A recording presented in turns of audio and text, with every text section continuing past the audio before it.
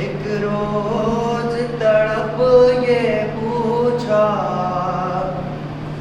سجاد تو کب تک روئے گا. اس وقت میرے مولا نے کہا, اس وقت میرے مولا نے کہا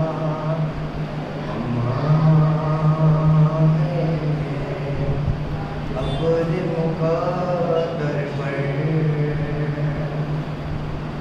زہرا کے سوالوں پر کیوں نہ روئے سجاد, کیوں نہ روئے سجاد, کیوں نہ روئے سجاد.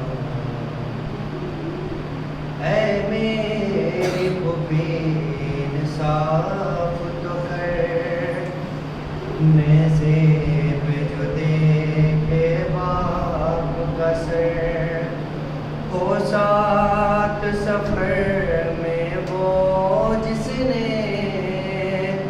چیرا علی اکبر کا جگر. دروں کی سزا ملتی وہ جہاں, بچوں کو اشک بہانے پر کیوں نہ روئے سجاد, کیوں نہ روئے سجاد, کیوں نہ روئے سجاد. تم چھپ چھپ کر روتی ہو, میں روں تو کیوں کہتی ہو, رویا نہ کرو اے لال میرے بھائی کو غوا کر بیٹھی ہوں. معصوم بہن کو زندہ میں جو چھوڑ کے تنہا آیا ہے, کیوں نہ روئے سجاد, کیوں نہ روئے سجاد, کیوں نہ روئے سجاد. نیزے سے گرا عباس کا سر, میں دیکھ چکا ہوں وہ منظر. دربار میں کیوں مر نہ گیا, جب نام تمہارا لے لے کر کہتا تھا لئی زینب ہے کہاں, لے آؤ یہاں پر بے چادر, کیوں نہ روئے سجاد, کیوں نہ روئے سجاد, کیوں نہ روئے سجاد. سب قتل ہوئے میں زندہ تھا, بیمار سہی لڑ سکتا تھا. شرمندہ ہوں میں اصغر سے, وہ تیر ستم سے لڑ تو گیا, وہ تیر میرے کیوں کر نہ لگا, جس تیر سے گھائل تھا اصغر, کیوں نہ روئے سجاد, کیوں نہ روئے سجاد, کیوں نہ روئے سجاد.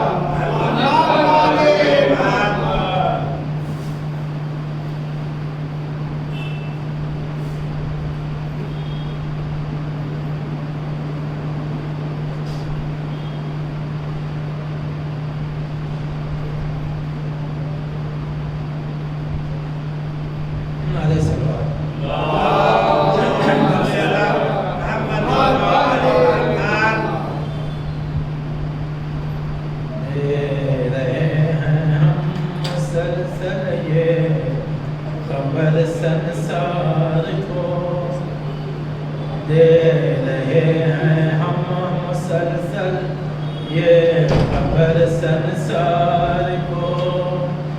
जिक्र आबिद करके मिलती है शिफा बीमार को।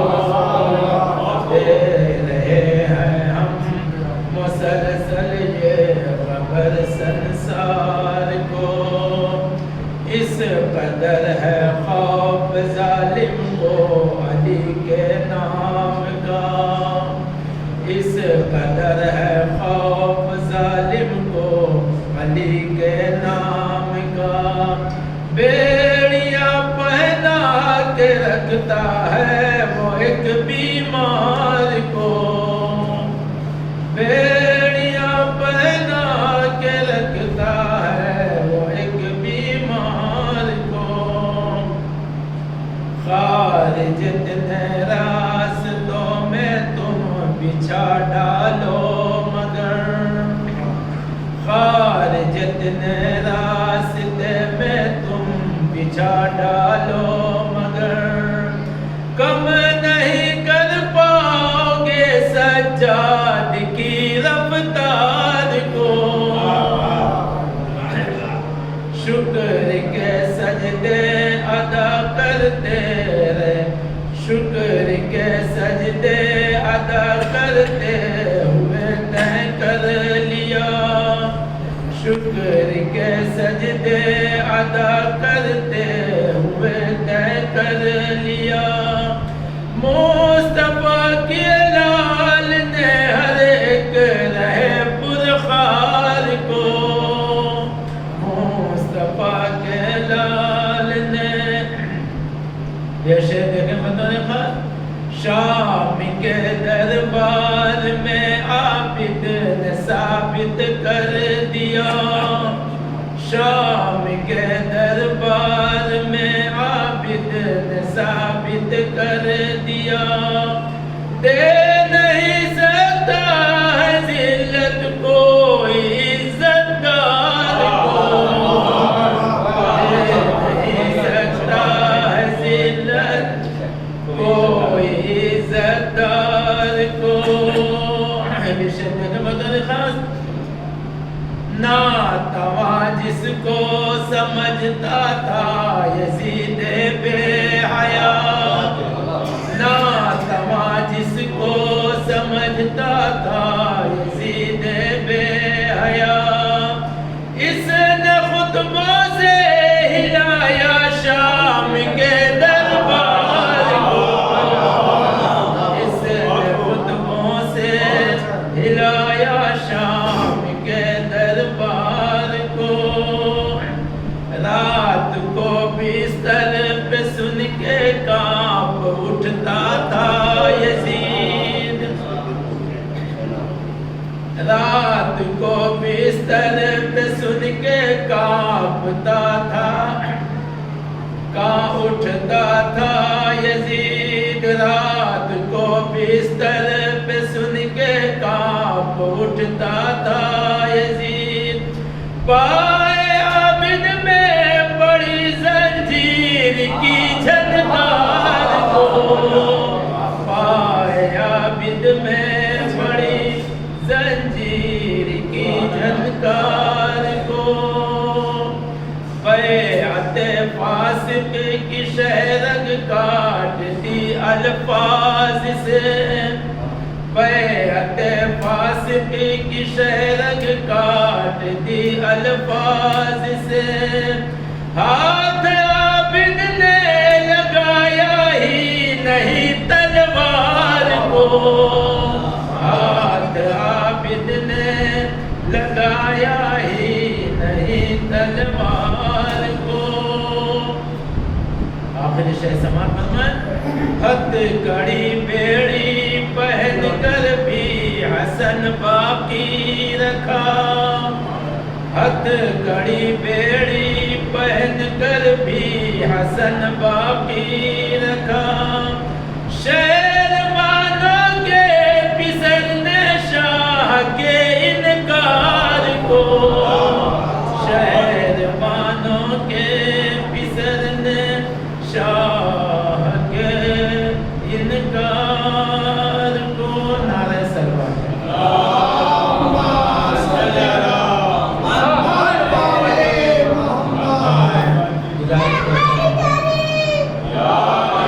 حجت الاسلام والمسلمین عزیزنا مولانا شاہد امام باقری صاحب سے کی قومی وقت تشریف لائیں، ان کے استقبال کے لیے ایک سلوات بآواز بنا۔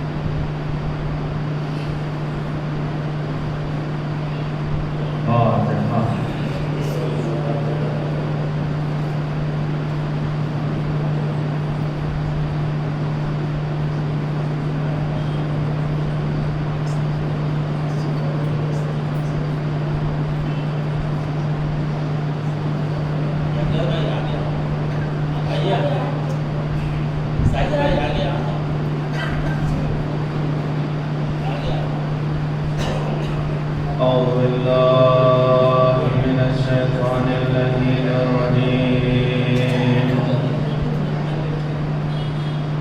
بسم الله الرحمن الرحيم. الحمد لله رب العالمين، والصلاة والسلام على سيدنا وشفيع ذنوبنا وطبيب نفوسنا وحبيب قلوبنا ومولانا ومولى الثقلين وجد الحسن والحسين أبي القاسم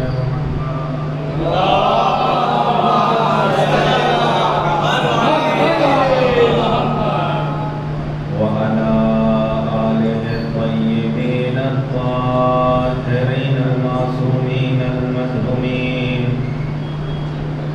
ولعنة الله على أعدائهم أجمعين. أما بعد، فقد قال الله تبارك وتعالى في القرآن المجيد والفرقان الحميد: بسم الله الرحمن الرحيم.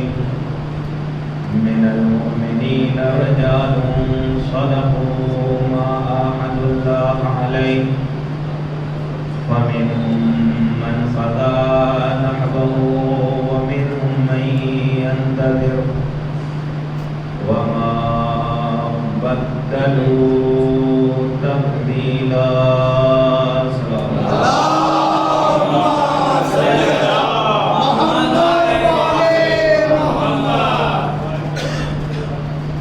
عزیزان محترم،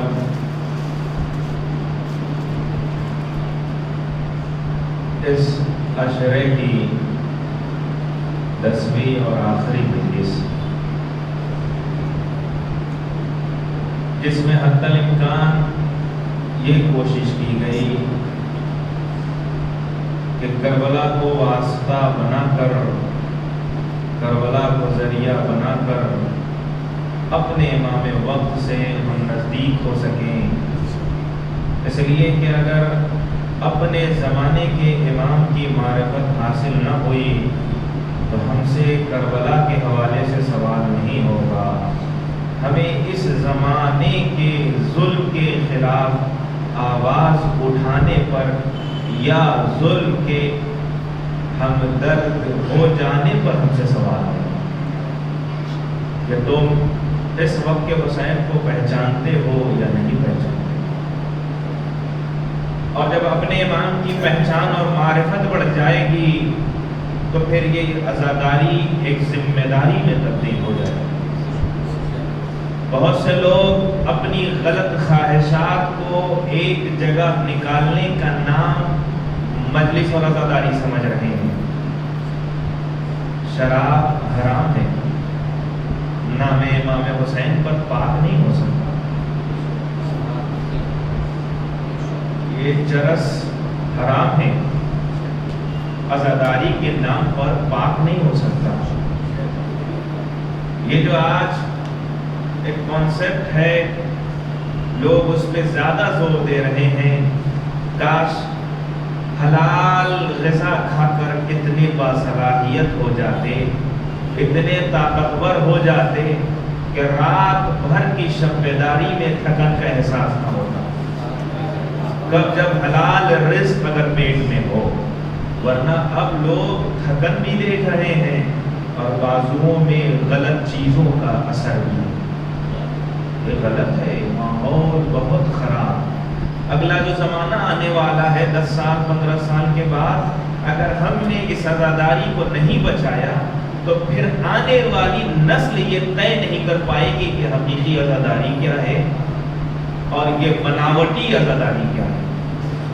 ہر چیز کو خراب کرنے کے لیے کاپی پیسٹ دنیا نے کیا ہے. عزاداری اور مراجع کرام کی بنیاد پر آج شیعت زندہ ہے. دونوں کو خراب کرنے کے لیے یہی راستہ اپنایا گیا. دشمن آپ کو کسی اور میدان میں نہیں بہکائے گا. شراب خانے میں جتنے بھی شرابی ملیں گے وہ پہلے سے بہکے ہوئے ہیں، مگر دشمن کی کوشش یہ ہے کہ مسجد میں کسی کو شرابی بنا دو. عزاداری میں کوئی چرس کے نام پر اپنے آپ کو طاقتور بنا کر ماتم کرے تو اس کا مطلب یہ ہے یہ بھٹک گیا. اس کا مطلب یہ ہے کہ یہ اپنے ساتھ ساتھ اپنے امام وقت کا بھی دھوکہ، اپنے امام وقت کو بھی دھوکہ دے رہا ہے. اگر امام وقت کی معرفت نہیں ہوئی تو پھر عمل ہمارا کہاں جائے گا. اس عنوان سے ہم نے پوری کوشش کی کہ خدا کو راضی کر سکیں، اہل بیت اطہار کو راضی کر سکیں. اس لیے کہ اگر لوگوں کی مرضی پہ چلا جائے تو ہر انسان کی خواہش الگ الگ ہے. ایک دسترخوان پہ سب کو اگر آپشن دے دیجئے کہ یہ 10 لوگ الگ الگ آپ کیا پسند کرتے ہیں، یقین جانیے ہوٹل میں ایک کھانا نہیں آ پائے گا. اس لیے جو میزبان ہوتے ہیں وہ ہوشیار ہوتے ہیں، یا تنگ کرنے والے مہمان سے پہلے ہی پوچھ لیتے ہیں بھیا کھاؤ گے کیا، یا آپشن دیتے ہی نہیں بلکہ وہی جو رکھ دیا وہی کھاؤ، دوسرا کوئی آپشن نہیں ورنہ وہ ذلیل کر دے گا. اس لیے کہ آنے والے جو ہیں وہ اپنے اعتبار سے کسی کو کچھ اور پسند، کسی کو کچھ اور پسند. اگر لوگوں کی پسند میں انسان چلے تو کہیں نہ پہنچے گا. اس لیے ہم سب کی ذمہ داری ہے کہ ایک کی مرضی تلاش کریں. اگر اس کی مرضی پہ ہم کامیاب ہو گئے تو پھر دنیا میں مل جائے اور آخرت میں مل جائے. وہ کوئی اور نہیں ہے. لوگ زندگی میں کامیاب ہونا چاہتے ہیں نا. کامیابی الگ الگ لوگوں کے سامنے جھکنے کا نام نہیں ہے. بڑے اور پیسے والے گھمنڈی لوگوں کے سامنے ہاتھ پھیلانے کا نام نہیں ہے. ایک ایسی جگہ ہاتھ پھیلاؤ کہ جس کے بعد کہیں ہاتھ پھیلانے کی ضرورت نہ پڑے.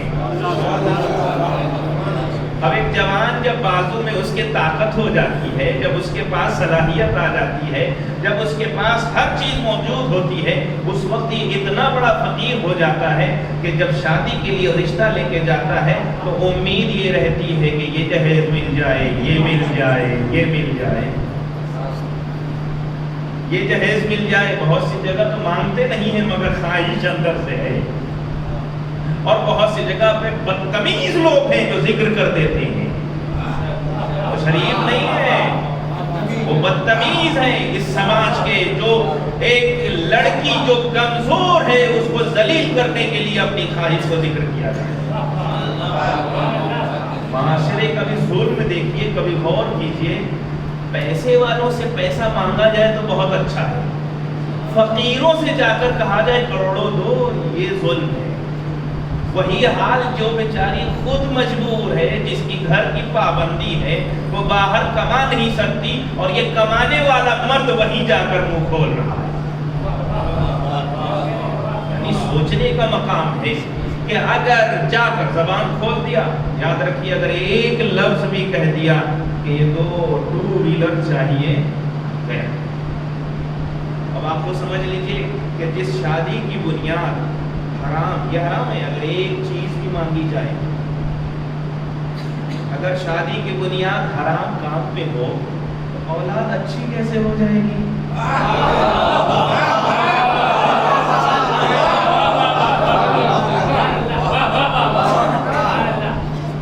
تو اگر اولاد کو اچھا بنانا ہے تو پھر اپنی ان چیزوں کو بھی ختم کر، اور احسان نہیں، یہ نہیں کہہ رہے ہم لے تو سکتے تھے فلاں کے خاندان سے، میں تم پر احسان کر رہا ہوں کہ کچھ نہیں، ارے لینا ہی حرام تھا، احسان نہیں ہے۔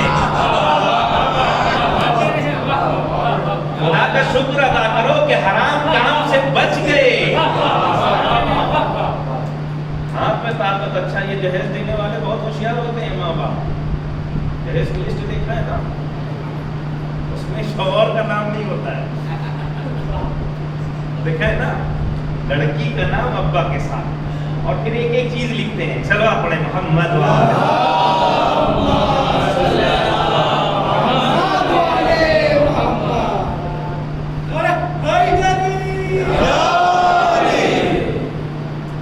جو جہیز کی لسٹ بنائی جاتی ہے نا، اس میں لڑکی کا نام رہتا ہے، لڑکی کا نام ابا کے ساتھ۔ اچھا جہیز میں ہر ایک چیز، چمچ دیا، یہ دیا، وہ دیا، وہ دیا، سب۔ اب مان لیجئے مانگا ہم نے، کھاتے میں گیا اس کے، ہم نے زبان کھولی کہ 4 ویلر چاہیے، مگر لکھا ہے اس کے کھاتے میں۔ لون ہم مانگنا چاہتے ہیں، قرض ہم لینا چاہتے ہیں، پیسہ اپنے اکاؤنٹ سے ہم لینا چاہتے ہیں، مگر دینے والا اس کے اکاؤنٹ میں نہیں دے رہا ہے۔ اور کہاں جب طلاق ہو گیا نا، جیسے ہی رشتہ ٹوٹا تو اب جو لے کے آئی تھی وہ واپس چلا گیا، اس لیے کہ وہ لکھت میں لائی ہے، تم نے 3 چمچے لیے ہیں، تم نے یہ لیا ہے، تم نے وہ لیا ہے۔ اللہ کو واسطہ بنائیے کہ ایسے لوگوں کے سامنے کیوں ہاتھ پھیلا رہے ہو کہ جو دینے کے بعد لے لے، ایک ایسے دروازے پہ مانگو جو دینے کے بعد لیتا نہیں،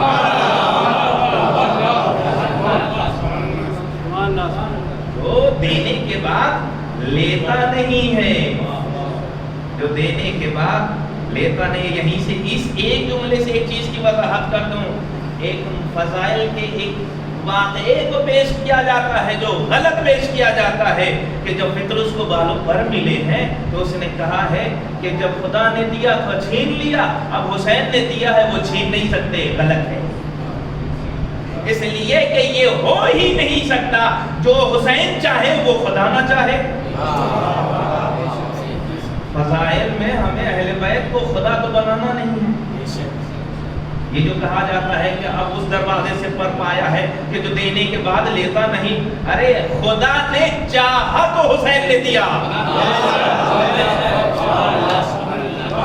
اسی ایک مفہوم سے اس واقعے کی بھی اصلاح ہو سکتی ہے کہ جب راہب آیا اور اس نے اولاد مانگی تو پھر پڑھنے والے کیا کہتے ہیں، جسے رسول نہ دے سکے اسے حسین نے 7 اولاد دی۔ یہ توہین رسالت ہے، یہ ہو ہی نہیں سکتا کہ جس چیز کو رسول نہ چاہے اسے حسین کر دے۔ یہ ممکن ہی نہیں. اس کا مطلب یہ ہے کہ ہم سمجھ نہ سکے. اس واقعے کو بیان کرنے میں غلطی ہو گئی، اس لیے کہ جو حسین کی خواہش ہے وما تشاؤون الا ان یشاء اللہ، یہ وہی چاہیں گے جو خدا چاہے گا، اور جو خدا چاہے گا وہ یہی چاہے گا. معاشرے میں ہر طرف جو مشکلات ہیں اس کا علاج یہ ہے کہ ہم اپنے امام وقت کریں، اور امام وقت کے ظہور کا انتظار. ظہور میں ہم کیا کریں گے؟ کچھ نہیں، جو ابھی کر رہے ہیں وہی حال رہے گا. کوئی چیز نہیں ہونے والی نہیں ہے. جو تطائر کتب کا جو ہمارے یہاں عقیدہ ہے نا کہ جس کے نیک اعمال ہوں گے ان کے اعمال داہنے ہاتھ میں ہوں گے،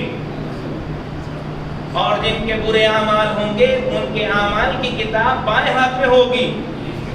جس نے ہمیشہ برا کام کیا ہے یہ سوچے کہ محشر میں وہ رائٹ ہینڈ اٹھا لے، اٹھ ہی نہیں سکتا، اس لیے کہ برا کام کیا ہے اس کے نامہ اعمال بائیں ہاتھ میں ہوں گے. اسی طرح اگر اچھا کام کیا ہے تو ہاتھ اٹھائے یا نہ اٹھائے خود بخود اس کے یہ داہنے ہاتھ میں آئے گا. اب یہیں سے طے کر لیجئے جو ہمارا عقیدہ ہے کہ ہمارے مرنے کے بعد قبر میں مولا کائنات آتے ہیں. یاد رکھیے اگر زندگی میں ہر کام میں اپنے کام کو کرنے سے پہلے ہر وقت علی علی اگر کیا ہے تب وہاں زبان کھلے گی.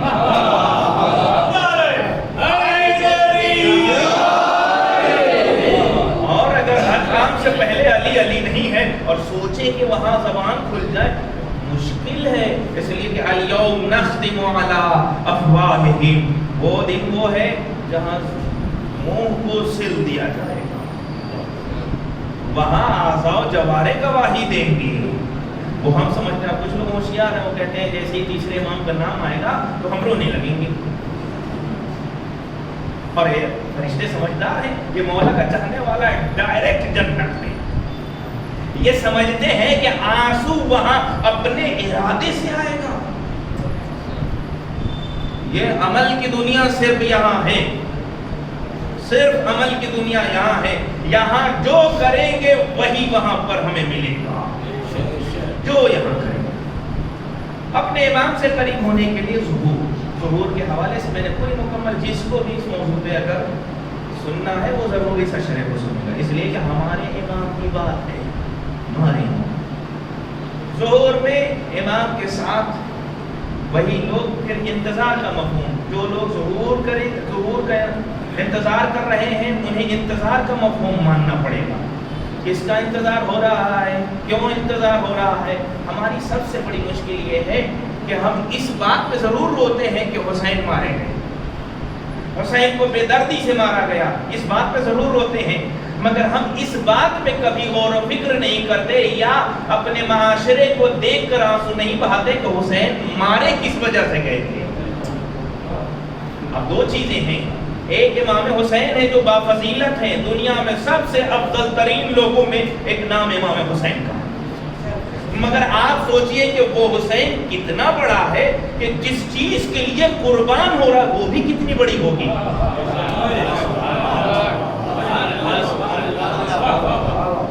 یعنی جو حسین اپنے گھر کو، اپنی اولاد کو، اپنے خاندان کو، اپنے اصحاب کو جو داؤ پر لگا رہا ہے، کس لیے لگا رہا ہے؟ یہ جو شہادت تک جو پہنچے ہیں صرف اس بات پہ نہ رویا گیا کہ امام حسین مارے گئے، علی اکبر شہید ہو گئے، نہیں، کس وجہ سے شہید ہوئے، کس چیز پر اپنے آپ کو قربان کیا. تو اب اگر حسین کی محبت میں ہم آنسو بہاتے ہیں تو اس سے زیادہ محبت کر کے حسین کے پہنچائے ہوئے احکام پر عمل کرنا پڑے گا. اب یہیں سے طے کرنا پڑے گا، اگر ایک حسینی ہے تو پھر وہ ظالم نہیں ہوگا، اگر ایک حسینی ہے تو وہ عادل ہوگا، اگر وہ حسینی ہے تو وہ حق کو عمل کرنے والا ہوگا، اگر وہ حسینی ہے تو ناانصافی کو پسند نہیں کرے گا، اگر وہ حسینی ہے تو تکبر اسے اچھا نہیں لگے گا، اگر وہ حسینی ہے تو سب کے لیے اچھا ہوگا، اگر وہ حسینی ہے تو گھمنڈ اس کے لیے نہیں ہوگا. تب جب اسے یہ سمجھ میں آ جائے کہ حسین جس چیز کے لیے شہید ہوئے وہ چیز بھی بہت اہم ہے. اگر یہ اسے احساس. اب یہیں پہ میں عزاداروں کو مخاطب ہو کے کہنا چاہتا ہوں حسین وہ ہے کہ جنہوں نے اپنی شہادت نماز کے لیے دی ہے تو اب نماز بھی افضل ہے. تو اگر حسین کے نام پر آنسو بہایا جائے تو پھر نماز کے لیے یہی فوج تیار ہو, یہی عزادار تیار. انتظار کے مفہوم میں ہمیں خود عادل رہنا پڑے گا. اس لیے کہ آپ کو معلوم ہے کہ امام کی مخالفت اور دشمنی وہی کریں گے جو امام کے روٹ پہ نہیں ہوں گے. لاجک ہے. جو ظالم ہوگا آپ توقع نہ کیجئے کہ امام آئیں گے تو ڈائریکٹ امام سے جڑ جائے گا. میں نے مثال بھی دی, سہم امام, سہم سادات, وہ مسائل جو لوگ جمع کیے ہیں اچانک امام کو کیسے دے دیں گے؟ ڈائریکٹ یہی سوال ہوگا, یہ بتائیے آپ امام ہیں؟ یہی ہوگا نا. اس لیے کہ ہم ایک دوسرے راستے پہ چل رہے ہیں. اگر امام کے ساتھ ہونا ہے تو ہمیں وہی کام کرنا پڑے گا جو امام چاہتے ہیں. امام کریں گے کیا؟ لِيَقُومَ النَّاسُ بِالْقِسْطِ, پوری دنیا کو عدالت سے بھر دیں گے. پوری دنیا میں عدل ہوگا. عدل جب ہوگا تو میں نے کل عرض کیا کہ امام کی حکومت پھر ہوگی کیسی.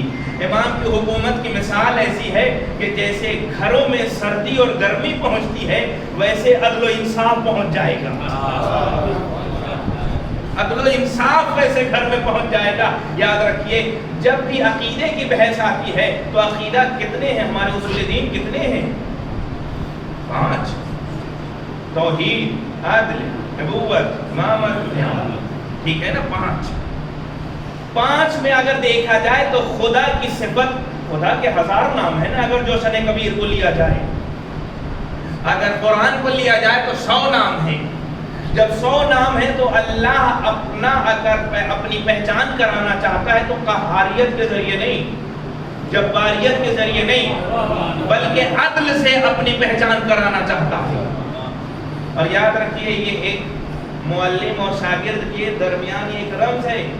بیٹے کو اگر علم سے قریب کرنا ہے تو کہیے یہ جو پڑھاتے ہیں نا یہ بہت مہربان ہے. یہ نہ کہیے گا یہ جلاد ہے, وہ جائے گا بھی نہیں. جلاد نہ کہیے گا اس لیے کہ وہ جائے گا ہی نہیں. عدل ہے. عدل اب یہ ایک ایسا مفہوم ہے عدل کہ اسی عدالت کی بنیاد پر بہت سے لوگ, اللہ کیسے لوگوں کو جہنم میں ڈال دے گا؟ اللہ اپنی عدالت کی بنیاد پر لوگوں کو جہنم میں ڈالے گا.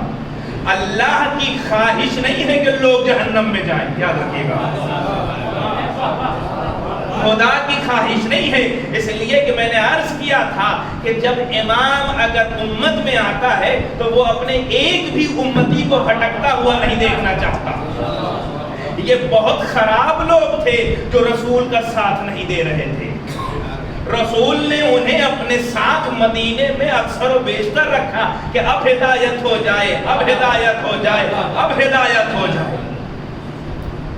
اسی طرح اللہ اگر کسی کو جہنم میں بھیجے گا تو اللہ اپنی خواہش کی بنیاد پر نہیں, یہ لوگوں کا برا عمل ہی ایسا ہوگا کہ جس کا نتیجہ جہنم ہوگا. دونوں میں فرق ہے, دونوں میں بہت بنیادی فرق ہے. اس لیے کہ اس عمل کا نتیجہ ہی یہی ہے کہ یہ جہنم میں جائے. اب اگر یہ جہنم میں جائے گا تو یہ بھی خدا کی عدالت ہے, یہ بھی خدا کی عدالت ہے. اور اگر جنت میں بھی جائے تو یہ بھی خدا کی عدالت ہے. اور اسی عدل کی بنیاد پر قاعدہ لطف کی بنیاد پر, قاعدہ لطف کیا ہے؟ قاعدہ لطف یہ ہے کہ اللہ نے انسان کو پیدا کیا. جب انسان کو پیدا کیا تو اللہ انسان سے کچھ چاہتا ہے. جب چاہتا ہے تو اس کے لیے رہنما بھیجنا ایک ضروری امر ہے. جب ضروری امر ہے رہنما کا بھیجنا تو اسی عدالت کی بنیاد پر یہ ثابت ہوگا کہ نبی کا ہونا ضروری ہے. اسی عدالت کی بنیاد پر یہ ثابت ہوگا کہ امام کا ہونا ضروری ہے. اور اتنا ہی نہیں, یہ دنیا ہے, یہاں اگر 2 کا مرڈر کرو گے تو ہو سکتا ہے بی جے پی گورنمنٹ میں تمہیں جیل نہ ملے, مگر وہاں قیامت ہے. وَمَن يَعْمَلْ مِثْقَالَ ذَرَّةٍ خَيْرًا يَرَهُ.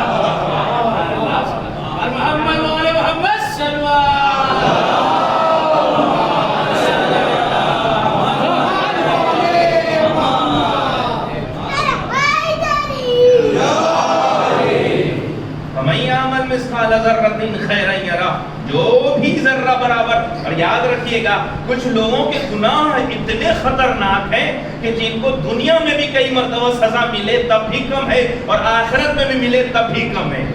اس مسئلے کو حل کہاں کیا جائے گا؟ رجعت کے عقیدے سے. رجعت میں کیا ہوگا؟ امام آئیں گے. سب سے پہلے امام جو آئیں گے امام زمانہ کی حکومت کے بعد کون آئے گا؟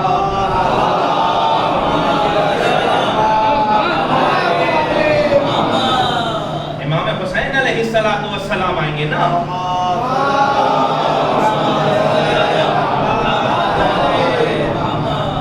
امام جب آئیں گے تو جو ظالم جنہوں نے امام کو قتل کیا ہے وہ اٹھائے جائیں گے.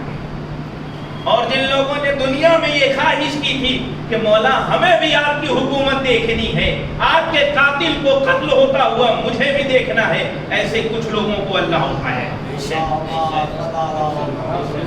ایسے لوگوں کو اللہ اٹھائے گا. جب اٹھائے گا تو ہوگا کیا بھائی؟ جب مختار نے امام حسین کے قاتل کو قتل کر دیا، بدلہ لے لیا، تو پھر کیوں لیں گے امام؟ اس لیے کہ کچھ لوگوں کا جرم اتنا بڑا ہے کہ اگر انہیں دنیا میں 100 مرتبہ بھی مارا جائے تو کم ہے. وہ جرم کیا ہے؟ وہ ان جرم میں سے اہم جرم جو ہے وہ یہ ہے کہ عام لوگوں کا حق مار لینا الگ ہے، مگر اہل بیت کا حق مارنا، امام وقت کو قتل کرنا اس سے بڑا جرم نہیں ہے. اپنے زمانے کی حجت کو مار دینا اس سے بڑا جرم نہیں ہے. یاد رکھیے، اسی جگہ پہ عرض کرنا چاہتا ہوں، ہر زمانے میں جس نے بھی اپنے زمانے کی حجت کی خلاف ورزی کی یا ان کا حق مارا وہ بخشے جانے کے لائق نہیں ہے. اور اسی قاعدے کے اعتبار سے یاد رکھیے گا، جو اس زمانے کی حجت کے نائب کے بھی خلاف ہے وہ بھی بخشا نہیں جائے گا.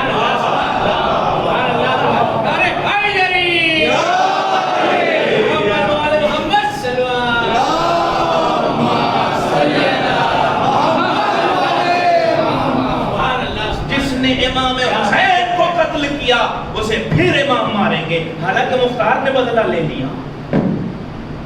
صرف مختار. اور یہ بہت سے نظریات ہیں کہ امام وہ جو رجعت میں ظالم اٹھائے جائیں گے تو کیا صرف وہی لوگ اٹھائے جائیں گے جیسے علی اکبر کا قاتل، جناب علی اصغر کا قاتل، یا سارے کون لوگ اٹھائے جائیں گے؟ تو یاد رکھیے، جو اس زمانے سے لے کے اب تک اور یہ امام کے ظہور تک ان ظالموں کی حرکتوں پر، ان کے کام پر راضی رہے ہیں، انہیں بھی اسے ساتھ اٹھائے گا.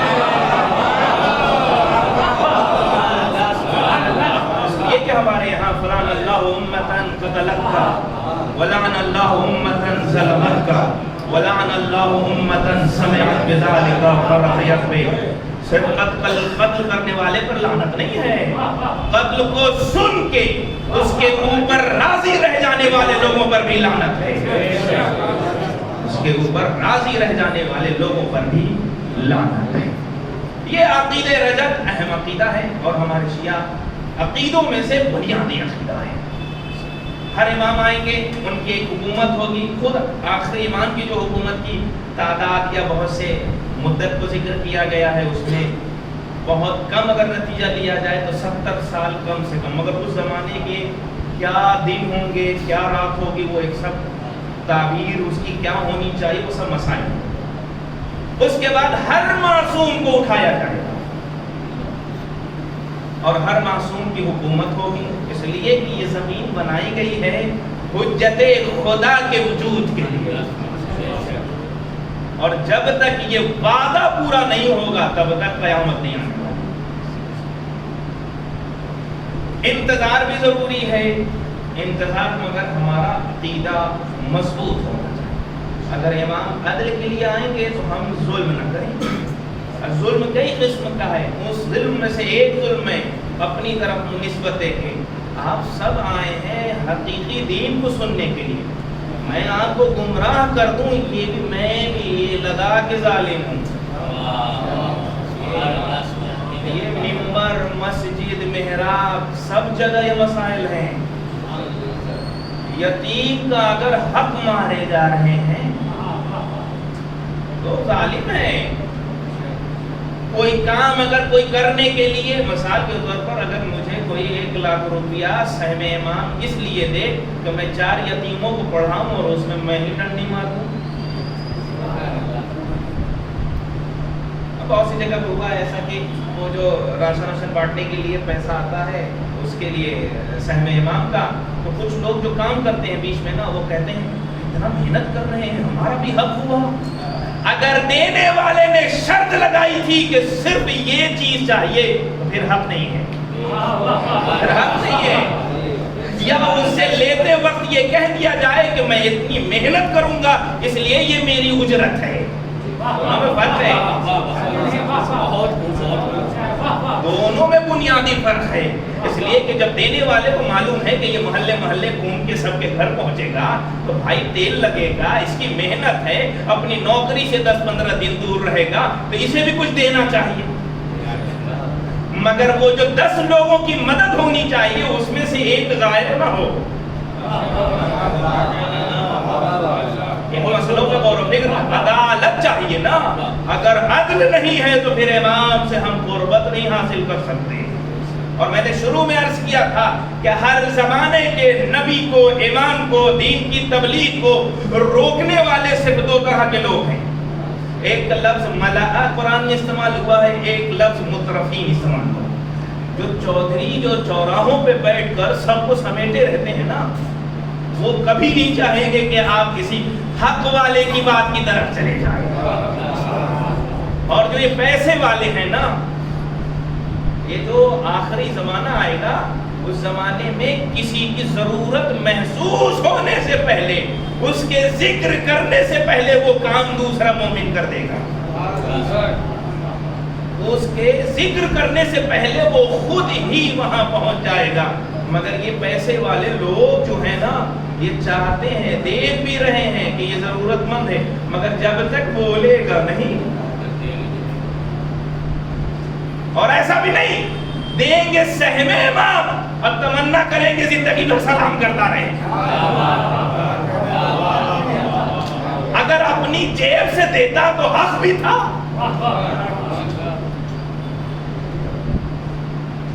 अदालत अगर नहीं हुई तो फिर सारा अमल बर्बाद है। करबला और आशूर में एक गहरा रिश्ता है। हम आशूर के दिन एक जब मोमिन से मिलते हैं तो एक फिक्रा पढ़ते हैं, अक़्दमल्लाह उजूरना बिमुसाबिल हुसैन अलैहिस्सलाम। हम इमाम की मुसीबत पे रोते हैं, गिरिया करते हैं, एक दूसरे को तसलियत देते हैं, ये सवाब है, ये सवाब है। मगर एक दूसरा उसी फिक्र में वजअलना वइय्याकुम मिनत्तालिबीन लिसारि मा इमामिल महदी मिन आले रसूलिल्लाह।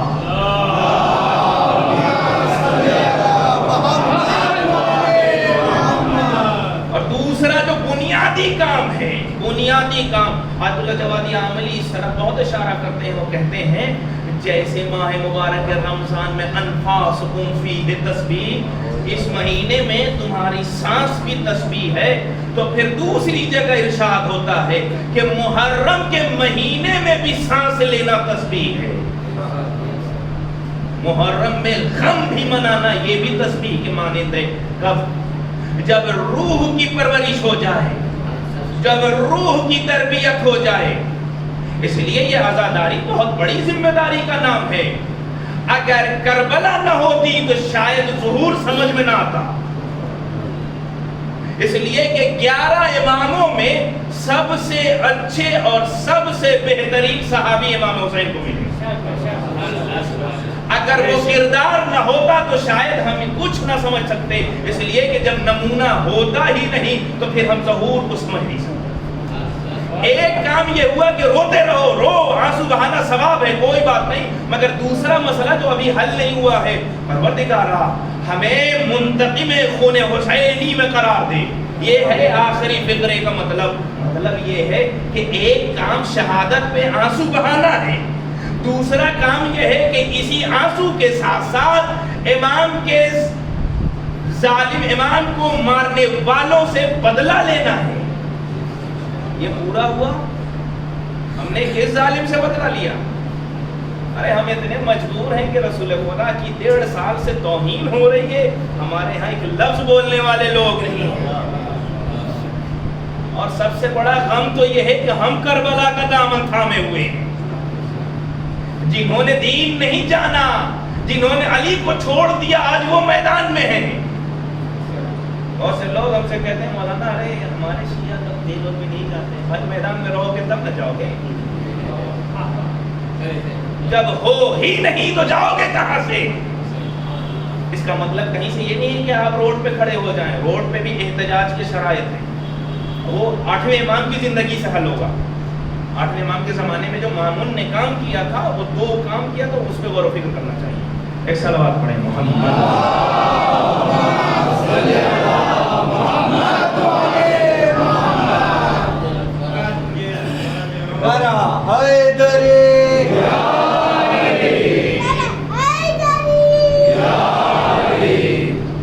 بہت تیزی سے اب اپنے اس آخری مرحلے کو طے کروں کہ امام کا ساتھ وہی لوگ دیں گے جنہیں عدل پسند ہوگا۔ اب سمجھ لیجئے کہ جب امام کی حکومت ہوگی اور ہر طرف عدل کا بول بالا ہوگا تو اب وہاں کسی بھی طرح کا لوٹ پاٹ، کسی کا حق مارنا، کسی پہ ظلم کرنا، یہ سارے مسائل حل ہو جائیں گے۔ کیوں؟ اس لیے کہ سب کے پاس عدل ہوگا، سب انصاف والے ہوں گے۔ کربلا ہمارے لیے مقدمہ ہے، کربلا سے ظہور کا بڑا گہرا رشتہ ہے۔ ہم زیارت عاشوراء میں بھی پڑھتے ہیں اور اکثر دعاؤں میں کہ ہم منتقم خون حسین جو ہیں اس کا بدلہ لے سکیں۔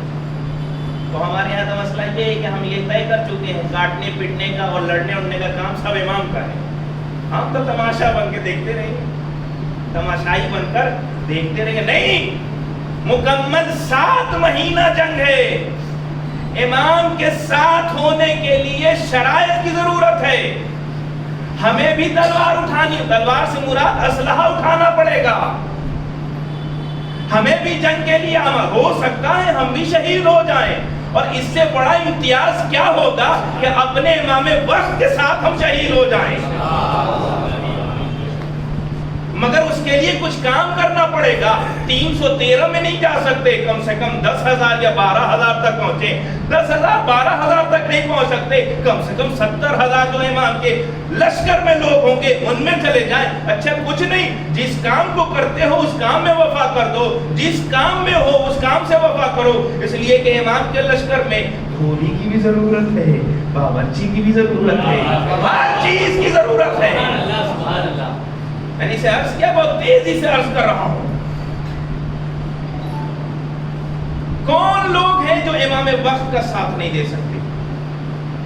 پہلا، جو حق پر نہیں ہے وہ کبھی بھی حق کا ساتھ نہیں دے گا۔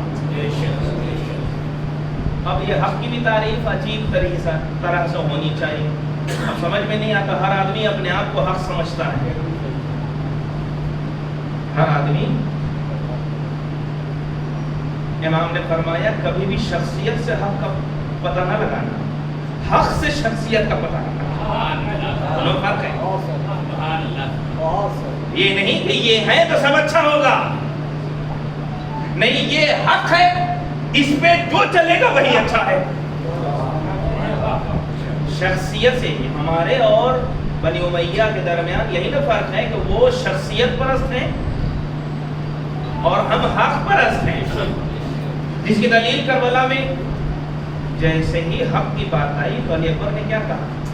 کیا بابا ہم حق پر نہیں ہیں؟ الست علی الحق، کہا ہے امام حسین کا جواب بھی عجیب، کہا اگر ہم حق پہ نہیں ہیں تو کون حق پر ہوگا؟ اگر ہم حق پہ نہیں ہیں تو پھر کون حق پر ہوگا؟ یاد رکھیے، کبھی اس طرح سے نہ سوچئے گا کہ علی اکبر بیٹا ہونے کی وجہ سے امام حسین کا ساتھ دے رہے تھے۔ رشتوں سے اوپر کا نام ہے کربلا۔ رشتے بہت سی غلطیاں کر جاتے ہیں، مگر یہ امام وقت کی معرفت ہے، جہاں پر علی اکبر نے کہا بابا اگر آپ حق پر ہیں تو اب چاہے موت ہم پر آئے یا ہم موت پر جائے۔ معیار حق کو بتایا، اور یہاں پہ یہ بھی طے کر دیا کہ میں جس کا بیٹا ہوں وہ بھی حق پر ہے اور میں خود حق پر ہوں. دو کام کیا ایک ہی وقت میں. دوسرا کون ہوگا جو امام کا ساتھ نہیں دے گا؟ جسے عادل پسند نہیں ہے. جو عادل نہیں ہے، جسے انصاف پسند نہیں ہے، بس لوٹنے کھسوٹنے کا کام ہی اس کی زندگی بھر ہے، وہ کبھی ساتھ نہیں دے گا. تیسرا کون انسان امام کا ساتھ نہیں دے گا؟ جو دنیا پرست ہوگا. جو دنیا پرست. امام نے چلتے وقت کہا تھا نا، الناس عبید الدنیا. ان کی زبان پر یہ صرف دین ایک کم وقت کے لیے ہے، اور جیسے ہی ان کا ٹیسٹ کیا جائے تو قلت دیانون، دیندار بہت کم ملیں گے. اس لیے یہ مجلس میں بیٹھے ہوئے سب لوگ جو نعرہ لگاتے ہیں اس سے دین کا طے نہ کیجیے گا، یہ بہت اچھے دیندار ہیں، بہت بڑے عزادار ہیں. نہیں، ان سے 2 مرتبہ بزنس کر کے دیکھیے. اگر وہاں جھوٹ نہیں ہے، وہاں دھوکہ نہیں ہے تو سب صحیح ہے. اس لیے کہ ہمارا امام انسان کو انسان کی زندگی میں اچھا بنانا چاہتا ہے. یہ سجدے کے نشان دیکھ کر کبھی دھوکہ نہ کھائیے گا. اس کا مطلب بے نمازی نہ ہو جائے. ڈر لگتا ہے.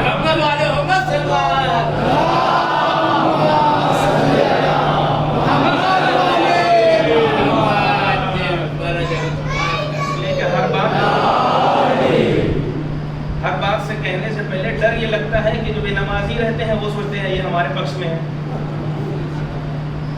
ہمیں سب کام کرنا ہے جو حسین نے ہمیں دیا ہے، اور جسے امام حسین چاہتے ہیں اسے انجام دینا پڑے گا. جو دنیا پرست ہوگا وہ کبھی بھی امام وقت کا ساتھ نہیں دے گا. اور یاد رکھیے، اگر دنیا کے چکر میں کوئی امام وقت کا ساتھ چھوڑ دے تو نہ اسے دنیا ملتی ہے نہ آخرت. وہ کیسے؟ مثال آپ کے سامنے ہمارے ساتھ کو دیکھ لیجئے. جس نے کیا کہا تھا؟ رائے کی حکومت میں حسین کا قاتل قرار پایا. صرف رائے کی حکومت، مگر اسے کچھ نہ ملا. اور جس نے حکومت کو ٹھوکر مار کر حسین کے لشکر کو اپنا مقدر سمجھا، اسے سپاہیوں نے چھوڑ دیا، مگر حسین نے اس گنہگار کو علیہ السلام بنا دیا.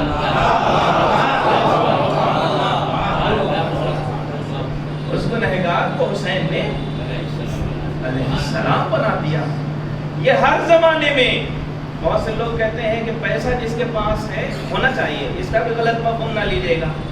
پیسہ ہونا چاہیے، مگر پیسے کے ساتھ ساتھ جناب خدیجہ کی توفیق مانگیے گا، ورنہ یہی پیسہ فرعون اور حامان بناتا ہے. پیسہ ہونا چاہیے. زیادہ ہوگا تو آج 2 لوگوں کی خدمت کر رہا ہوں، 10,000 لوگوں کی خدمت کروں گا. ہونا چاہیے، مگر فکر سنجیدہ، فکر اچھی ہونی چاہیے. یہ وہ لوگ ہیں جو امام کا کبھی ساتھ نہیں دے سکتے. اچھا، امام کے ساتھ دینے والے لوگوں کی صفات کیا ہونی چاہیے؟ بہت تیزی سے. انہیں ولی خدا کو ہر وقت ماننے کا یہ حوصلہ ہونا چاہیے. جو کہہ دیا ہے اس پر عمل کرنا ہے. مولا عباس کی فضیلت میں نے عرض کی تھی کہ وہ شجاعت نہیں ہے کہ جو تلوار چلاتے تھے، یہ نہ. مولا عباس کی سب سے بڑی فضیلت یہ ہے کہ جس وقت کے لیے انہیں پالا گیا تھا اور وہیں پہ امام نے کہا اب خیمے کو ہٹا دو. یہ ہے مولا کی فضیلت. میں نے جو مولا عباس کی زندگی پر غور و فکر کیا ہے بس یہی نتیجہ ملتا ہے. ورنہ میں یہ عرض بھی کرتا ہوں کہ کوئی ایسا ایک بھی بچہ بتائیے جو امام حسین سے ملا ہو اسے شجاعت نہ آئی ہو. قاسم بھی شجاعت میں ماہر تھے، علی اصغر بے زبانی میں بھی ماہر تھے. یعنی یہ اگر کسی کی تعریف کی جائے کہ 9 لاکھ کے لشکر کو اپنے آنکھوں پہ روک دیا تو یہ حسین سے ملنے کا کمال تھا. یہ امام حسین جو مرکز ولایت ہے نا، اس سے اگر کوئی بھی ذرہ ملے گا آفتاب خود بخود ہو جائے گا.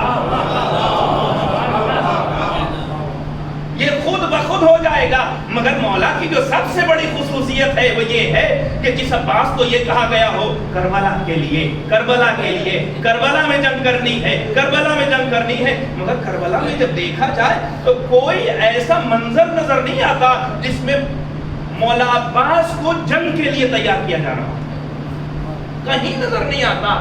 آخر میں اجازت بھی ملی ہے تو پانی لانے کی، پورا نظریہ دنیا کا بدل دیا کہ جو لوگ یہ کہتے ہیں کہ حسین کربلا جنگ کرنے کے لیے گئے تھے، یہ جنگ کرنے نہیں گئے تھے، انسانیت کو زندہ کرنے کے لیے گئے تھے۔ یہ جو جنگ، اب یہیں سے ہم ذرا اندازہ لگائیں کہ ہم ولی خدا ولایت کو کتنا مانتے ہیں۔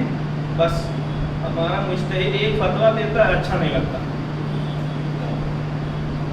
ہم ولی خدا آخری حجت کے نائب کے ایک ایک مسئلے پہ اپنا چہرہ بناتے رہتے ہیں، اور کس کے ماننے والے ہیں؟ مولا عباس کے۔ کب یہ اطاعت آئے گی؟ کب سر جھکا کے ہم کہیں گے جو آپ نے کہا ہے بس ماننا ہے؟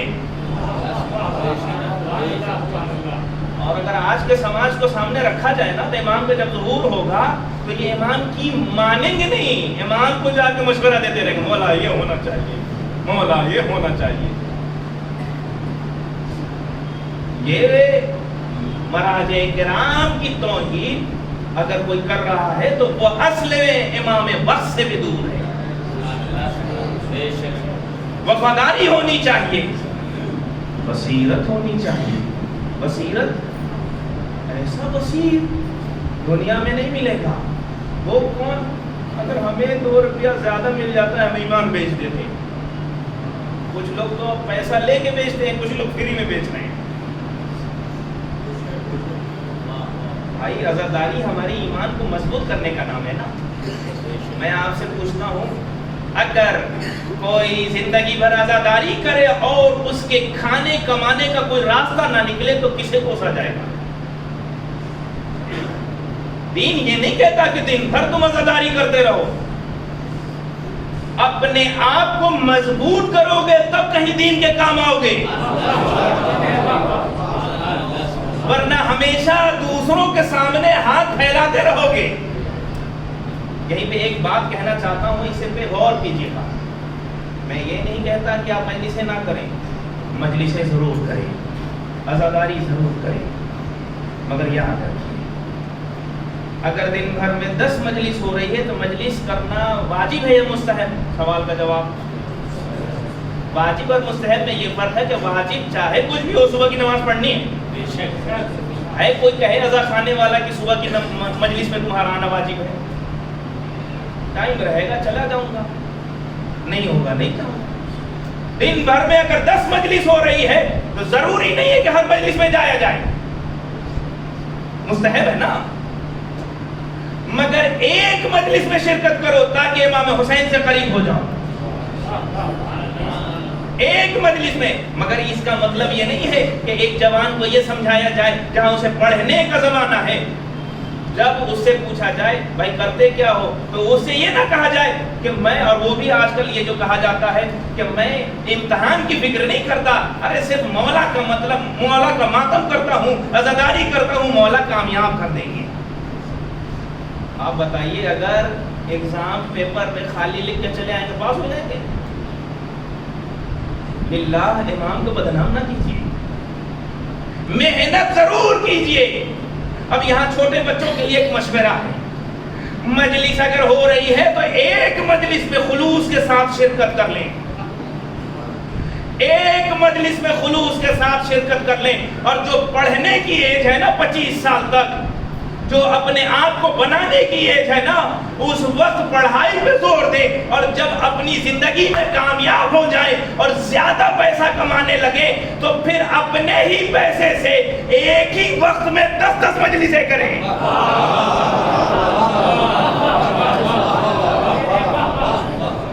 ایک ہی وقت میں، ایسا نہیں کہ جس وقت اسے پڑھنا چاہیے تھا، جس وقت اسے سنورنا چاہیے تھا، اس وقت لوگوں نے کہہ دیا دن بھر مجلس کرو، دن بھر مجلس نہیں، پڑھو گے تب کہیں حسین کو پہنچا پاؤ گے۔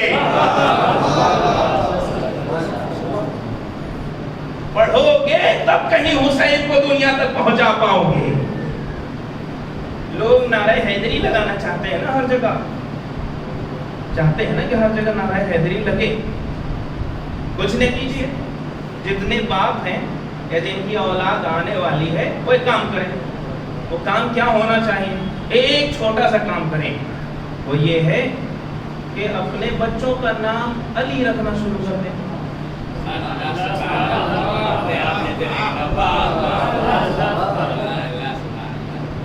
जब सब बच्चों का नाम अली होगा तो जब किसी को भी बुलाया जाएगा तो नारे हैदरी खुद ब खुद लगेगा।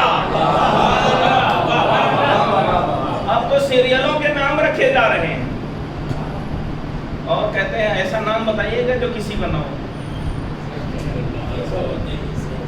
नाम। इसलिए इमाम हुसैन अलैहिस्सलातु वस्सलाम से पूछा गया,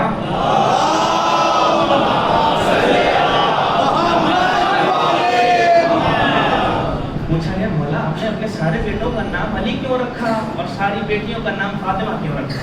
मौला का जवाब, मौला ये कहते हैं कि मैंने अगर खुदा मुझे 100 बेटे देता तो मैं सबका नाम अली रखता, और अगर खुदा मुझे 100 बेटियां देता तो मैं सारी बेटियों का नाम फातिमा रखता। पूछा क्यों? कहा जिस जमाने में दुश्मन मेरे बाबा के नाम को मिटाना चाह रहा था,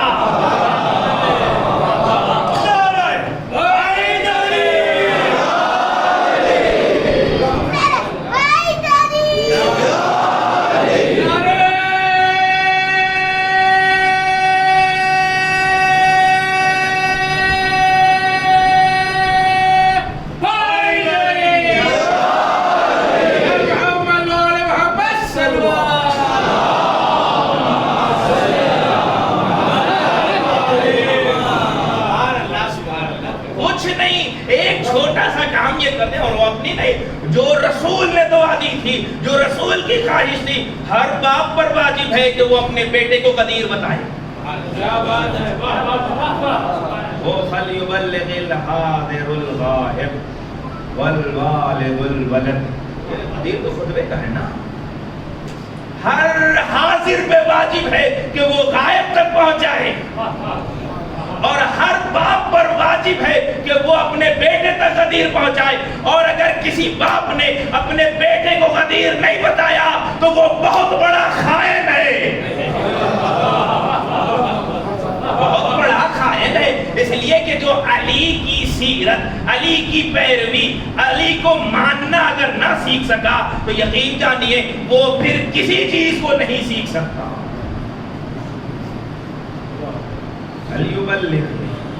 अगर एक नया काम यही करना चाहते हैं अच्छा ना, बस अपने बच्चों का नाम अच्छा रख दीजिए, फिर जब ऑफिस में जाएगा आपका बच्चा तो कितना अच्छा लगेगा नॉन मुस्लिम का है अली।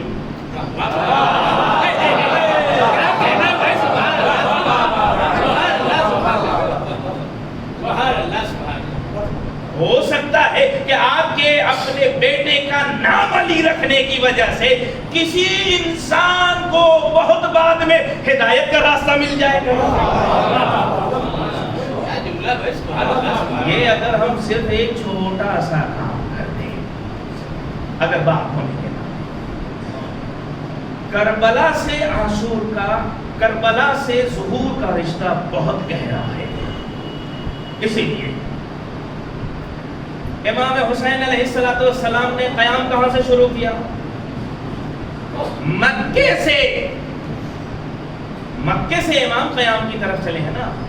और याद रखिएगा हुसैनी और यजीदी फिक्र में क्या फ़र्क है? हुसैनी वो फिक्र है, यजीदी फिक्र ये है कि जब अपने पे बन पड़े ना तो दीन को कुर्बान कर दो। क्या हुआ? जब हमला होने लगा तो दुश्मन अपने आप को बचाने के लिए उसने खाने काबा को जरिया बनाया, जिसका नुकसान क्या हुआ? अरे उस आग से खाने काबा जलने लगा। इसका मतलब ये है कि जो हुसैन के मुखालिफ है ना, जो यजीदी फिक्र के होते हैं ना, वो हमेशा दीन को कुर्बान कर देते हैं अपने आप को बचाने के लिए। मगर जो हुसैनी होते हैं ना, ये हुसैन का कमाल है, हज को उम्रे से तब्दील करना। صرف کس لیے کہ کہیں ایسا نہ ہو کہ میری وجہ سے یہ خانہ کعبہ کی بے حرمتی ہو جائے۔ اور امام حسین نے اپنے قیام سے یہ بھی طے کر دیا کہ دیکھو خانہ کعبہ جس کا ہے اسی کو یہ احساس ہوتا ہے کہ اس کو بچایا کیسے جائے۔ اور یہ مسجد ماشاءاللہ جو بنی ہے، یہ آپ یہاں کے رہنے والے ہیں، اگر باہر کا کوئی آ کر اس کی ایک ایک اینٹ کو اگر اکھاڑنا چاہے تو باہر والوں کو کوئی تکلیف نہیں ہوگی۔ کس کو تکلیف ہوگی؟ یہاں والوں کی۔ یہی کام جب دین کو خراب کیا جا رہا تھا تو امام حسین نے مدینہ اس لیے چھوڑا تھا کہ دین ان کے نانا کا تھا، اس لیے حسین نے اپنے آپ کو قربان کرنے کے لیے خانہ کعبہ سے یہ قیام شروع ہوا۔ امام کا ظہور بھی خانہ کعبہ سے ہے۔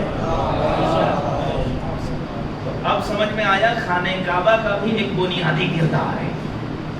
دونوں کا بنیادی کردار بس ایک ہے، وہ یہ ہے کہ حسین بھی اپنے قیام سے، اور دیکھیے گا آخر میں دشمنوں نے کربلا میں یہی کہا تھا، اے حسین ہماری دشمنی آپ سے نہیں ہے، ہماری دشمنی آپ سے نہیں ہے، آپ کے باپ سے ہے۔ مگر امام حسین نے بھی اپنے سفر کا آغاز بھی وہیں سے کیا کہ جہاں ان کا باپ پیدا ہوا تھا،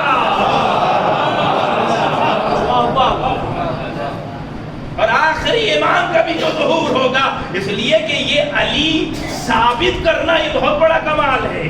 سب کو علی ملتے بھی نہیں ہیں، سب کو علی ملتے بھی نہیں، ظہور بھی یہیں سے ہوگا۔ اچھا، خود جب امام آئیں گے خانہ کعبہ سے ظہور کریں گے تو امام اپنی پہچان کیسے کروائیں گے؟ آپ جو حسینی ہیں نا، ناز کیجئے گا، جو ہمیں یہ پہچانا جاتا ہے کہ ہم حسینی ہیں، ہم عزادار ہیں، ہم حسینی ہیں، یہ بہت بڑا امتیاز ہے۔ اس لیے کہ جب آخری امام ظہور کریں گے تو کیا کہیں گے؟ الا یا اہل العالم ان جدی الحسین قتلوہ عطشانا۔ اللہ اکبر۔ اگر امام وقت کو بھی اپنی پہچان کرانی ہے تو ذریعہ امام حسین کو بنائیں گے، کہیں گے کہ میرے جد امام حسین کو قتلوہ عطشانا، پیاسا شہید کیا گیا۔ یعنی اس سے دو کام ہوا، اس جملے سے دو کام ہوا۔ ایک یہ طے کر دیا کہ میں حسینی ہوں، اور دوسرا یہ بھی بتانا چاہ رہے ہیں یاد رکھو ہم جتنے بھی یزیدی ہیں انہیں چھوڑیں گے بھی نہیں، اس لیے کہ قتلوہ عطشانا، انہیں پیاسا شہید کیا گیا۔ جو نسبت ذرا غور فکر کریں، رسول کی پہچان بہت طریقے سے ہو سکتی تھی۔ رسول کون ہے؟ جو حج لائے، حج کا حکم بتانے والے کو رسول کہتے ہیں۔ رسول وہ ہے جو نماز کا حکم لے کے آئے، رسول وہ ہیں جو یہ کیا۔ مگر رسول بھی جب اپنی پہچان پہ پہنچے ہیں نا، حدیث آپ کے سامنے ہے، حسین منی وَأَنَا مِنْ حُسَيْن، میں حسین۔ اگر ایک طرفہ کہہ دیتے تو سب کہتے ہیں ٹھیک ہے کوئی بات نہیں ہے، مگر رسول نے یہ کہا کہ میں بھی حسینی ہوں۔ اب آپ کے حسینی ہونے پر دو سیرت اور سنت سمجھ میں آئی کہ اگر آپ اپنے آپ کو حسینی کہتے ہیں تو آپ رسول کی بھی سیرت پہ ہیں اور آخری امام کی بھی سیرت پر ہیں۔ ایک صلوات پڑھیں۔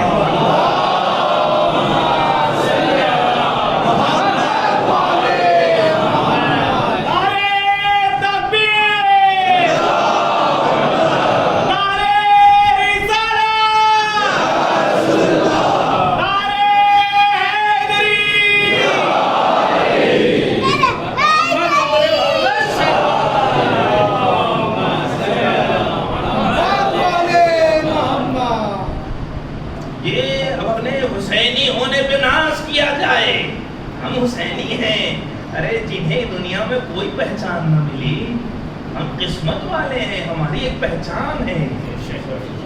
جب بھی عدل کی بات آئے گی حسین کو یاد کیا جائے گا، جب بھی ظالم کو ختم کرنے کی بات آئے گی حسین کو یاد کیا جائے گا۔ اب ایک جملہ جو امام نے اپنے صحابیوں کے لیے کہا تھا، لا اوفا منکم، کیا کہا تھا؟ جیسے صحابی مجھے ملے نہ میرے نانا کو ملے نہ میرے بابا کو ملے۔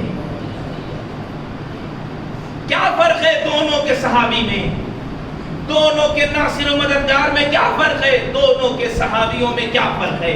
بنیادی فرق ہے دونوں کے صحابیوں میں، بنیادی فرق۔ پہلا فرق یہ ہے کہ جنگ احد میں رسول بلاتے رہے، لوگ چھوڑ کے بھاگ گئے۔ جنگ احد میں رسول بلاتے رہے، لوگ چھوڑ کے بھاگ گئے۔ اس لیے مدینے میں کسی نے پوچھا تھا، رسول نے پوچھا تھا، یہ بتاؤ کیوں چھوڑ کے بھاگے، کیوں چھوڑ کے بھاگے، کیوں چھوڑ کے بھاگے؟ تو سب یہ کہہ رہے تھے کہ ہمارے کانوں میں یہ آواز آئی تھی کہ رسول مار دیے گئے، تو پھر ہم نے سوچا اب فائدہ ہی کیا ہے۔ ایک مرتبہ علی سے پوچھا، یہ بتاؤ تم کیوں نہیں بھاگے؟ تو ایک مرتبہ علی کا جواب کہ جب مجھے یہ خبر ملی کہ رسول مار دیے گئے تو میں نے سوچا کہ پھر میرے زندہ رہنے کا فائدہ کیا؟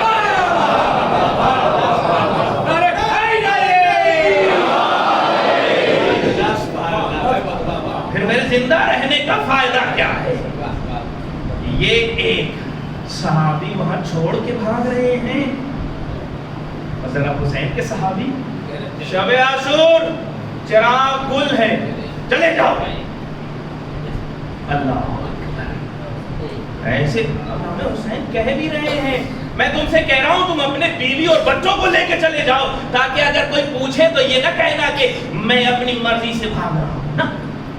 دو چیز ضمانت بھی دی، تم اگر اپنے بیوی اور بچوں کے ساتھ چلے بھی جاؤ گے تو میں جنتی تمہیں بناتا ہوں۔ یہ دو، ایک دوسرے یہ کہ تم جا سکتے ہو، تم پر اختیار ہے۔ اللہ اکبر، جب یہ چراغ کو روشن کیا گیا تو ایک بھی جانے والا نہ ملا، مگر یہی امام حسین رات میں کہہ رہے ہیں سب سے چلے جاؤ، اور دن کے اجالے میں کہہ رہے ہیں حل من ناصر ینصرنا۔ رات میں بھگا رہے ہیں اور دن میں بلا رہے ہیں، کیوں؟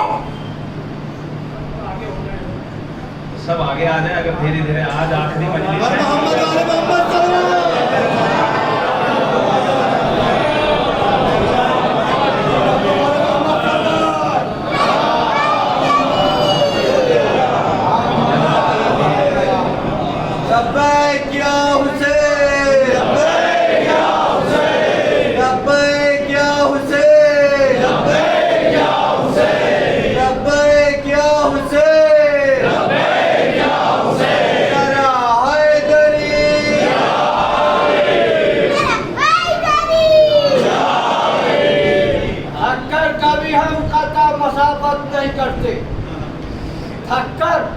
کبھی ہم قطع مسافت نہیں کرتے، سیارے ہم ایسے ہیں جو رجعت نہیں کرتے۔ عباس نے ثابت کیا یہ قول عمل سے ہم ہاتھ کٹا دیتے ہیں، فائد نہیں کرتے۔ آواز بلند صلوات۔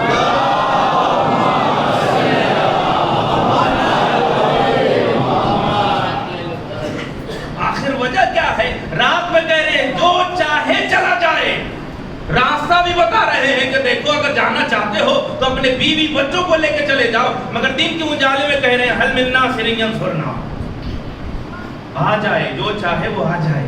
کیوں؟ اس لیے کہ حسین یہ بتانا چاہتے تھے کہ کوئی بھی غلط آدمی میرے لشکر میں رہنے نہ پائے، اور دن کے اجالے میں یہ نصرت کا دعویٰ کر کے یہ بتانا چاہ رہے تھے کہ کوئی بھی اچھا آدمی غیروں میں رہنے نہ پائے۔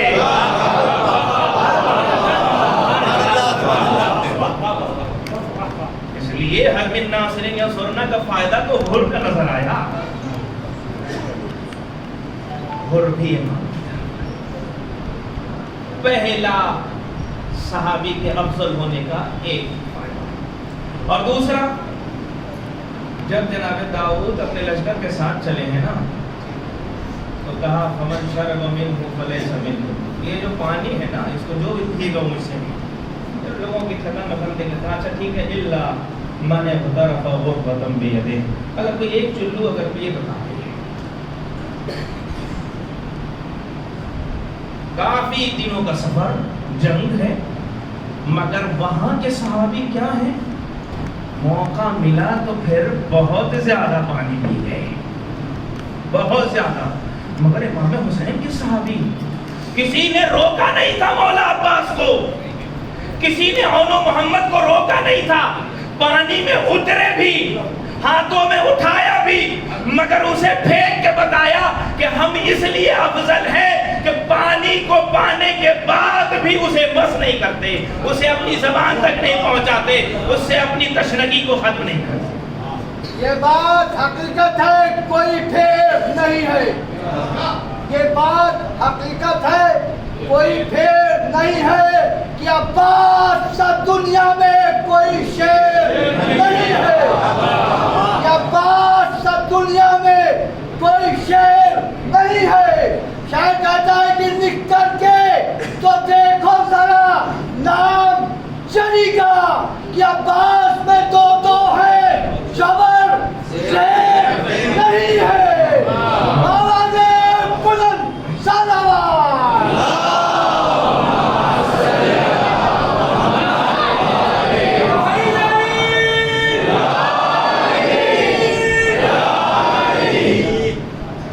बस आखिरी मरहले में गुफ्तगू है कि अगर ये इस अशरे से, हालांकि आप बेहतर जानते हैं कि जब तक हम ये अंदर से एहसास नहीं करेंगे कि हमारे अंदर ये प्रॉब्लम है, तब तक ना हमें इलाज की ज़रूरत है ना दवा की ज़रूरत है। ऐसे हज़ारों अशरे आप सुनते रहेंगे और अगर बदलने की नीयत नहीं है तो कोई आखिर क्यों ऐसा है कि ये मिंबर हर लम्हा हुसैनी रह गया? क्यों? इसलिए कि जब से इसे बनाया गया, इसको जो निस्बत दी गई, तब से उस पर ये अमल पैरा है। हम जैसे ही मजलिस से बाहर निकलेंगे, अपनी हरकत बाहर निकलेंगे, फिर भूल जाएंगे कि कोई आया था, किसी ने कुछ नहीं। बात मेरी नहीं है, किसी भी आलिम की अगर बात असर न करे तो जरूर खाने पे तवज्जो दे। कहीं ना कहीं मुश्किल है। अगर कोई कहता है कि मैं, जो आज एक नजरिया बन गया है ना कि बस फजाइल वाली मजलिस चाहिए, फजाइल से मुराद क्या है? जिसमें आपको जिम्मेदारी वाली बातें ना बताई जाए।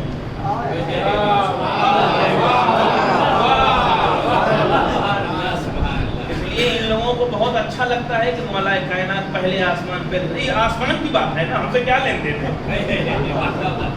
हमसे क्या लेन देन है?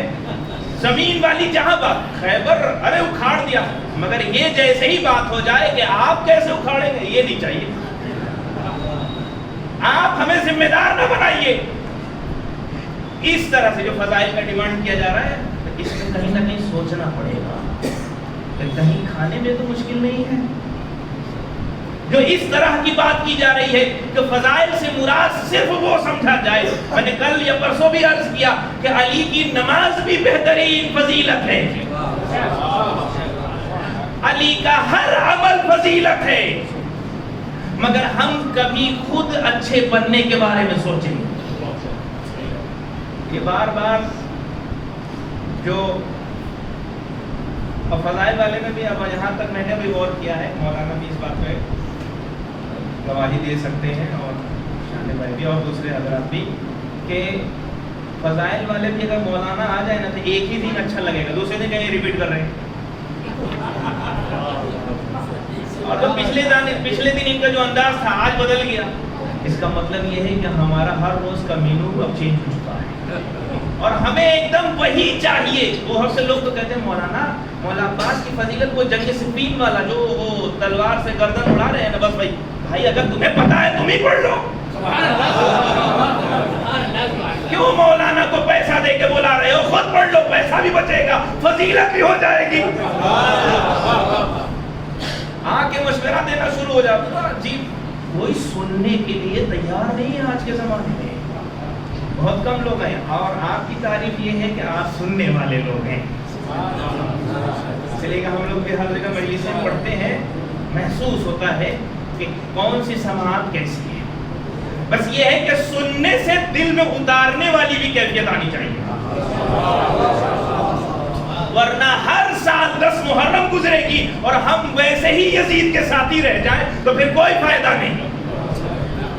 ہمیں کل کے بھی یزید کو برا بھلا کہنا ہے اور آج کے بھی یزید کو برا بھلا کہنا ہے. صرف کل پہ لعنت پڑھا جائے اور آج کو چھوڑ دیا جائے, یہ غلط ہے. کل کے مظلوموں کے اگر ہم ہمدرد ہیں تو آج کے بھی مظلوموں کے ہمدرد ہمیں بننا پڑے گا. اور وہ کب ہوگا؟ جب ہم اپنے نفس کو پکڑ کے یہ احساس کریں بھائی بہت مریض ہو. جب تک احساس نہیں ہوا نا, اچھا بیماری صرف یہ نہیں ہے کہ سردی بخار زکام ہو جائے, روح کی بیماری تبرک بانٹ کے سمجھتے ہیں ہم سے اچھا تبرک بانٹنے والا کوئی نہیں. میں مجلس پڑھ کے میں سمجھوں کہ مجھ سے اچھی کوئی مجلس پڑھنے والا نہیں. ماتم کرنے میں سب سے تیز ماتم کر, مجھ سے اچھا کوئی ماتم کرنے والا نہیں. سب کی بیماری الگ الگ اسٹائل کی ہے, سب کی بیماری. مگر یاد رکھیے کوئی بھی اسکول روح کی بیماری کا علاج نہیں بتاتا.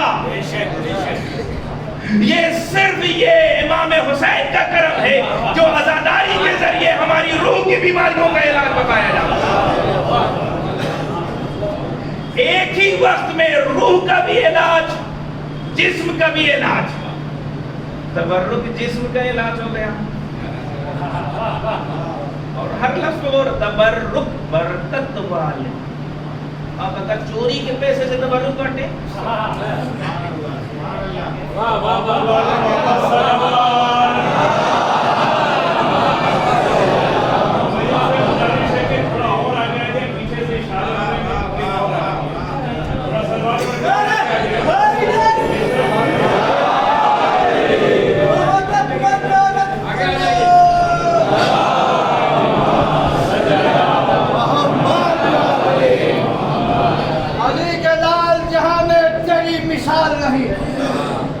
علی کے لال جہاں میں تیری مثال نہیں, تیری حیات کے شیشے میں کوئی بال نہیں.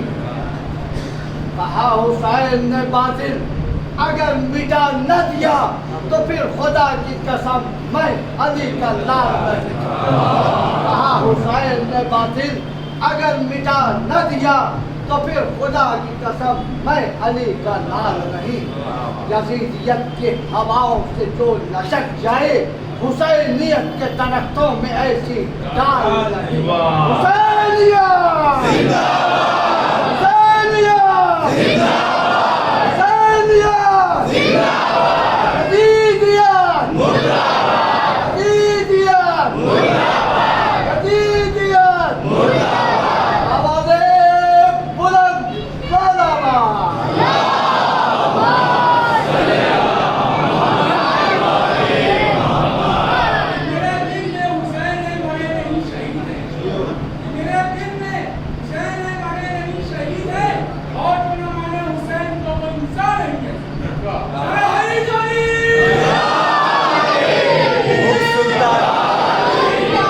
سلطان مشرقین سے ہے.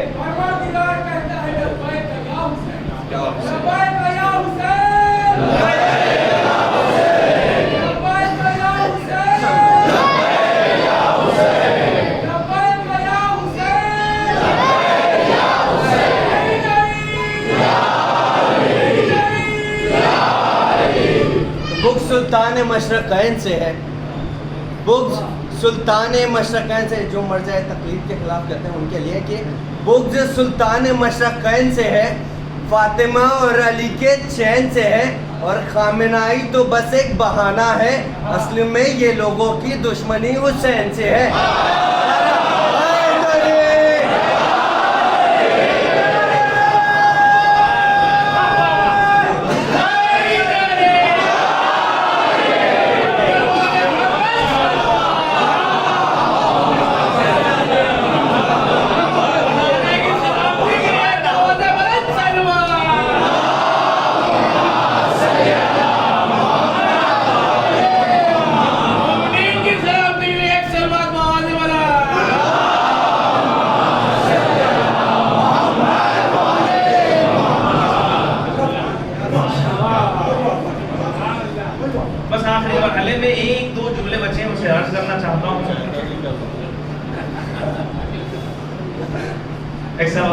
मोहम्मद।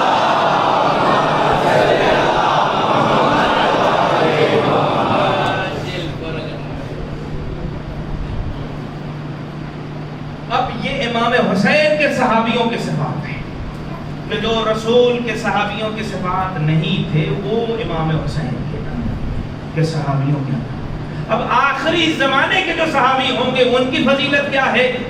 उनकी फजीलत खुद रसूल खुदा ने फरमाया। वो क्या फरमाया? रसूल फरमाते हैं कि तमाम अइम्मा के सहाबी से अफजल आखिरी ज़माने के सहाबी होंगे। क्यों?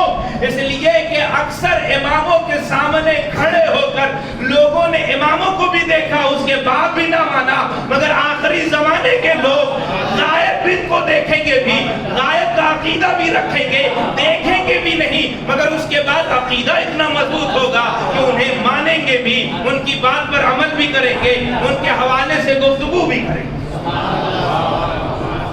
और इसीलिए मैंने वो अर्ज किया था कि रसूल खुदा ने इस जमाने के सहाबियों को अपना भाई कहा है। वो जो रसूल को अपने जैसा कहते हैं वो लोग कहीं के नहीं दोनों में फर्क है।